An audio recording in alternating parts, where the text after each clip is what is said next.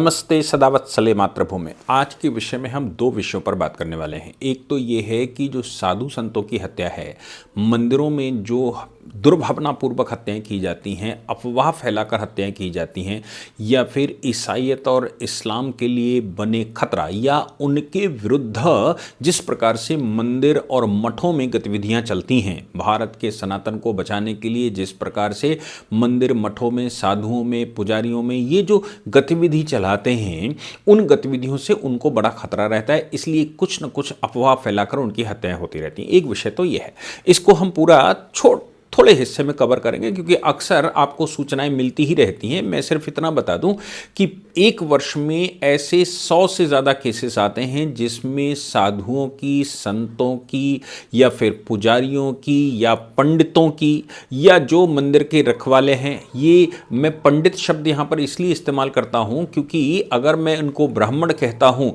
तो जो मंदिर में पूजा करने वाले हैं वो आवश्यक नहीं है कि वो ब्राह्मण ही हों, बहुत बार वो दूसरी जातियों के हैं। और साधु संतों की जब मैं बात करता हूं तो साधु संत केवल भगवाधारी हैं, जिसमें से एक डेटा के अनुसार मोर देन 70%, ये जो भगवाधारी साधु संत हमारे देश में रहते हैं, इनमें 70% से ऊपर गैर ब्राह्मण हैं, या फिर यूं कहा जाए कि गैर सवर्ण हैं। और अगर इनमें दूसरी जातियों को मिला दिया है तो ब्राह्मण केवल 10% या 15% ही साधु संत रहता है, बाकी 85 से 90% अदर देन ब्राह्मण रहता है। अदर देन जब हम सवर्ण की बात करते हैं तो वो 70% अदर देन सवर्ण रहता है, जो कि कहीं मठ बनाकर, कहीं मंदिर बनाकर, या फिर कहीं संत परंपरा शुरू करके, या फिर कोई और इस प्रकार का प्रयोजन करके करता है। जैसे बाबा रामदेव को कह लें तो लगातार उनके विषय में कहा जाता है कि वो यादव जाति से आते हैं, लेकिन वो यादव नहीं, वो संत हैं। और संत फिर संत होता है। इसलिए संतों की जो देश में, जो संसार में कैटेगरी, जो हिंदुस्तान में कैटेगरी है, उस कैटेगरी के अनुसार अगर हम कोई बात करते हैं तो बात बिल्कुल साफ है कि हम बात कर रहे हैं जो हिंदू धर्म के धर्मध्वजा हैं, जो हिंदू धर्म को बचाने वाले लोग हैं। ऐसी 100 से ऊपर घटनाएं हर वर्ष आती हैं जिन पर लोग चुप्पी मारकर बैठते हैं। एक कोई घटना, मैं किसी भी घटना को जस्टिफाई नहीं कर रहा हूं, लेकिन एक कोई घटना होती है तो जंतर मंतर पर प्रदर्शन ये कहते हुए होता है कि ब्राह्मणों का हम विरोध कर रहे हैं, क्योंकि पुजारियों का हम विरोध कर रहे हैं, क्योंकि ये ब्राह्मणों की वजह से। और ये बात सही भी है, क्योंकि अगर एंशिएंट टाइम पर किसी को जिम्मेदारी दी थी कि समाज को सही करके रखे तो वो ब्राह्मण समाज था, और ब्राह्मण समाज ने अपनी जिम्मेदारी नहीं निभाई, जिसका परिणाम ये जाति व्यवस्था या फिर ये दूषित मानसिकता समाज में आई। ब्राह्मणों का काम था कि वो चरित्र के आधार पर पूरे देश को विकसित करें और उसको व्यवस्थित करें।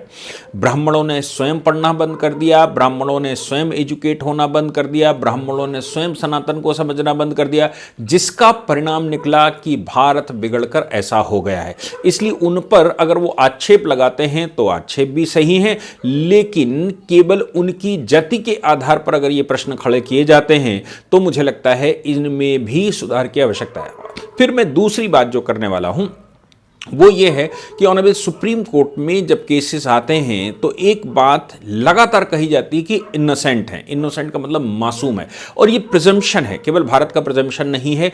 हालांकि भारत में इस प्रिजम्पशन से भी परे, मैं फिर से कहता हूं, भारत में इस प्रिजम्पशन से भी परे न्याय शास्त्र को की गहराइयां बताती हैं। गौतम ऋषि के द्वारा लिखित न्याय शास्त्र वो ये कहता है कि भाई जो प्रत्यक्ष है वो भी, उसको भी प्रमाण की आवश्यकता पड़ती है, जबकि बाद की विधियों में यह कहा गया प्रत्यक्ष को प्रमाण की आवश्यकता नहीं पड़ती। हमेशा से यह कहा गया जो प्रत्यक्ष है उसको भी संशय होना चाहिए, उस संशय के आधार पर वाद होना चाहिए, उस वाद के आधार पर प्रतिवाद होना चाहिए, और वाद और प्रतिवाद ये दोनों ही जीत या हार के लिए नहीं हैं। ये वाद और प्रतिवाद केवल सत्य जानने की व्यवस्थाएं हैं जिनके लिए प्रमाण की आवश्यकता पड़ती है। वो शब्द प्रमाण है या दूसरे प्रमाण है, यानी कि अगर कोई चीज बिल्कुल सामने चरितार्थ हो रही है, आई विटनेस भी है, आंखों से देखा भी है, तो भी अदर सर्कमस्टेंशियल एविडेंसेस के साथ ही उसका इंटरप्रिटेशन किया जा सकता है और निर्दोष को निर्दोष मानसिक रूप से, प्रत्यक्ष हो सकता है कि वो मानसिक रूप से निर्दोष ना हो या मानसिक रूप से निर्दोष हो, लेकिन प्रत्यक्ष रूप से आपको दोषी दिखता है। जैसे एक डॉक्टर एक ऑपरेशन करता है, उसके हाथ में छुरा है, उसके हाथ में इंस्ट्रूमेंट है, लेकिन उस कोई देखने वाला जो उसकी विधि को नहीं जानता या नहीं समझता,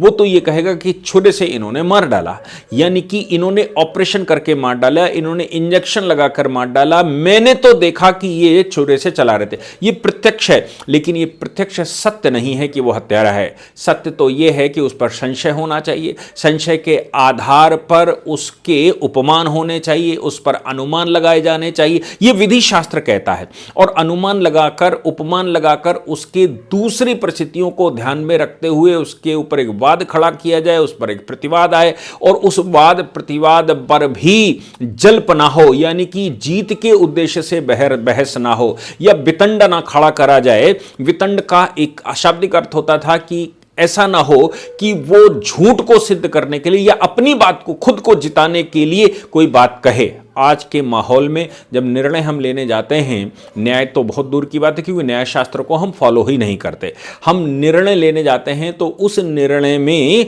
हम वो दोनों चीज़ों का इस्तेमाल करते हैं, जल्प का भी और वितंड का भी। जल्प का मतलब जीतने के लिए मुकदमा लड़ रहे हैं और वितंड का मतलब मैं अपने को जिताने के लिए या मैं सही हूं यह सिद्ध करने के लिए मैं मुकदमा लड़ रहा होता हूं, जिसका परिणाम निकलता है कि निर्णय तो होते हैं लेकिन न्याय बहुत दूर कहीं चला जाता है। इसलिए जब यह प्रिज्यूम किया जाता है कि व्यक्ति इनोसेंट है तो इसको न्याय दर्शन के साथ जोड़ना चाहिए, न्याय शास्त्र के साथ जोड़ना चाहिए, जो कि गौतम ऋषि का शास्त्र है, जिसको हम भारतीय दर्शनों में लोगों ने उसको भारतीय दर्शन कह दिया, जबकि वो प्रमाणित करने का एक साधन है। जैसे हमने कहा कि सांख्य है, वो पूरे विश्व के तत्वों के विषय में बात करता है। अब ये तत्व सही हैं या गलत हैं, इन 25 तत्वों से मिलकर ये जगत बना है, इसको सिद्ध करने के लिए न्याय दर्शन है। और न्याय दर्शन में जो कुछ कह दिया, जो सिद्ध हो गया है, उसके बाद प्राकृतिक व्यवहार कैसा होना चाहिए, व्यक्ति का व्यवहार कैसा होना चाहिए, आचार व्यवहार और सदाचार कैसा होना चाहिए,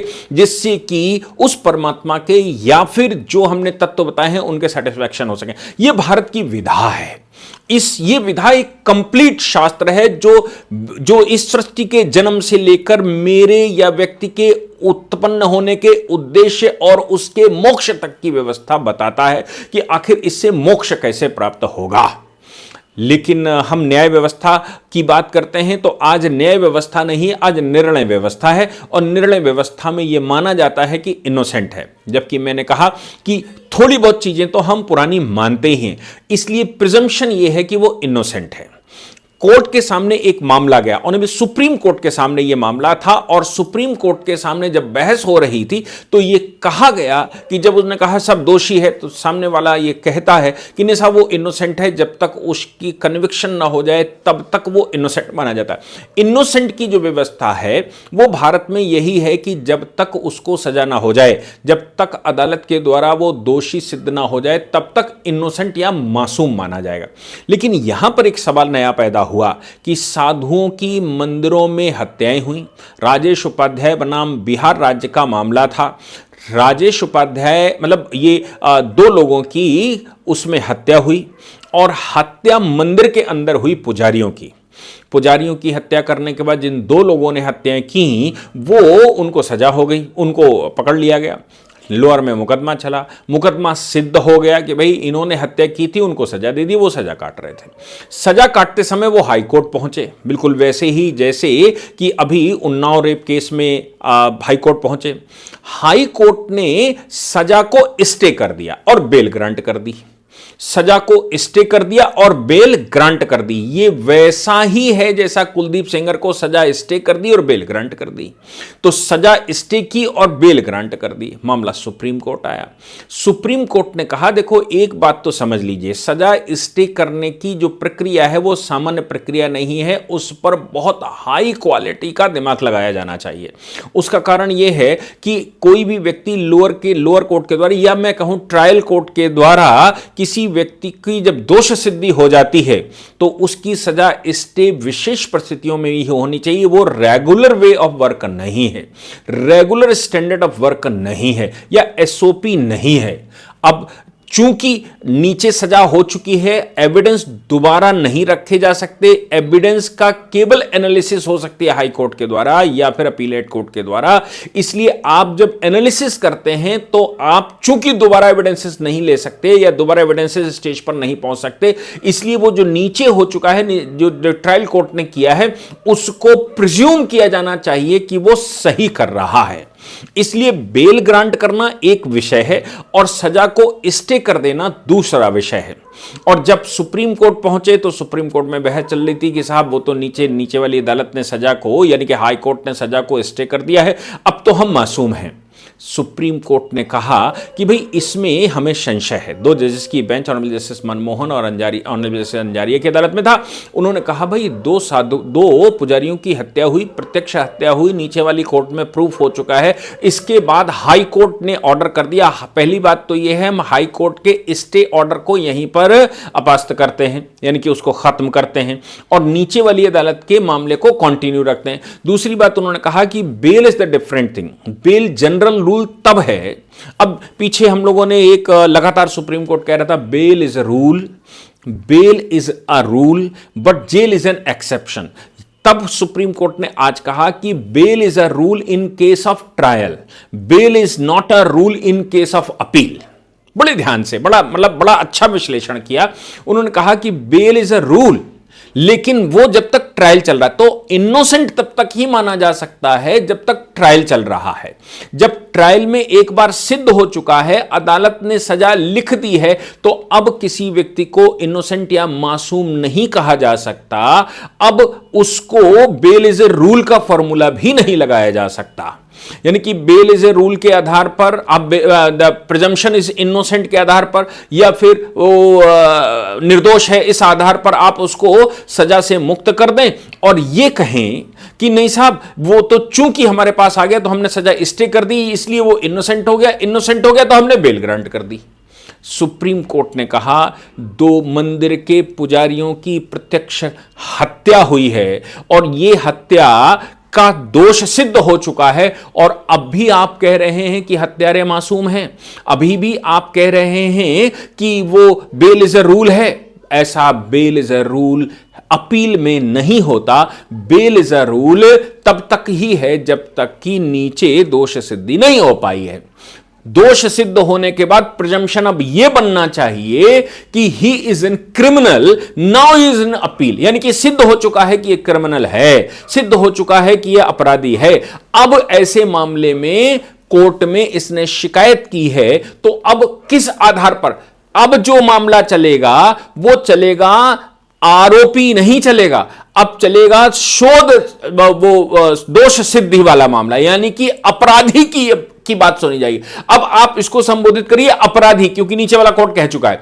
अब उसको इनोसेंट नहीं कहा जा सकता। साधु संतों की हत्या करने वाले व्यक्ति को जो मंदिर में मारकर आया हो, उसको मासूम शब्द से कहना, हाई कोर्ट के द्वारा स्टे करके बेल ग्रांट करना और मासूम शब्द कहना, यह भारतीय परंपरा के विरुद्ध है। मैं समझता हूं कि ऑनरेबल सुप्रीम कोर्ट भी इस समय एक्शन में है नए सीजेआई के आने के बाद, क्योंकि सीजेआई जैसा चाहते हैं या सीजेआई जिस मूड के होते हैं, भारतीयता को संरक्षित करना चाहते हैं, भारतीयता को पोषित करना चाहते हैं, भारत को भारत बनाना चाहते हैं, ऐसी परिस्थिति में बाकी बेंचें भी इस तरह के मामलों में आ गई।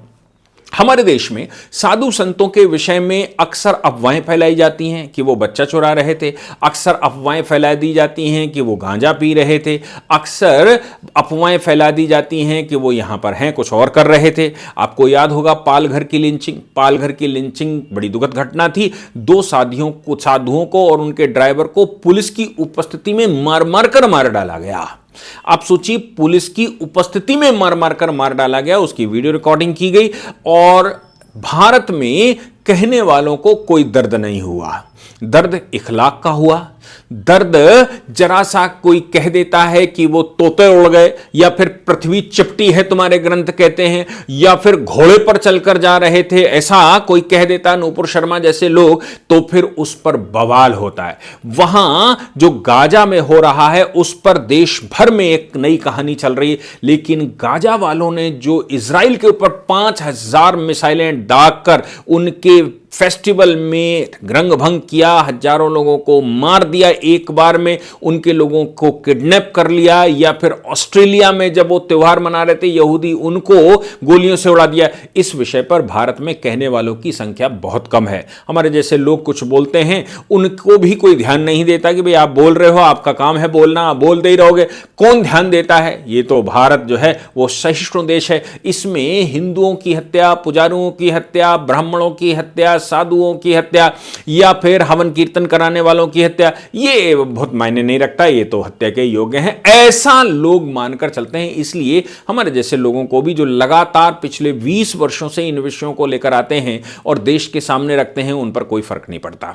ऐसी परिस्थिति में भारत में आवाज उठाने वालों की आवश्यकता है। देखिए, जब कुलदीप सेंगर का मामला सामने आया और सही से आवाज उठी तो ऑनरेबल सुप्रीम कोर्ट ने संज्ञान लिया।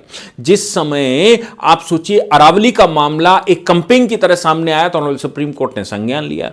ऐसे ही जब संज्ञान सुप्रीम कोर्ट लेता है तो वो तब लेता है जब लोग बोलना शुरू करते हैं, अपनी पीड़ा बतानी शुरू करते हैं, अपनी पीड़ा बताने वालों की चीज़ों को शेयर करते हैं।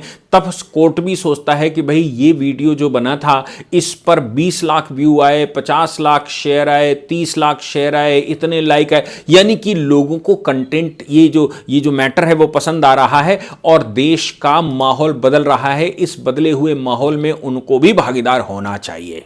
मैं समझता हूं ऑनरेबल सुप्रीम कोर्ट के सामने जो विषय था उसको लेकर उन्होंने बिल्कुल क्लैरिटी से कहा, डिस्टिंग्विश किया कि दो पुजारी मारे गए हैं, उनकी सजा प्रूफ हो चुकी है और फिर भी आप उनको इनोसेंट मानते हैं और बेल इज अ रूल मानते हैं। मैं बेल भी कैंसिल करता हूं, इनोसेंसी भी कैंसिल करता हूं और सजा जो स्टे कर दी गई उसको भी हम रोकते हैं। और हम यहां पर इस मामले में ये कहते हैं कि इनोसेंट सजा के बाद नहीं कहा जाना चाहिए, इनोसेंट तब तक ही कहा जाना चाहिए, मासूम तब तक ही कहा जाना चाहिए जब तक सजा नहीं होती या फिर ट्रायल चल रहा होता है। मैं समझता हूं एक clear voice distinction supreme court ने किया है। जय हिंद, जय भारत, वंदे मातरम।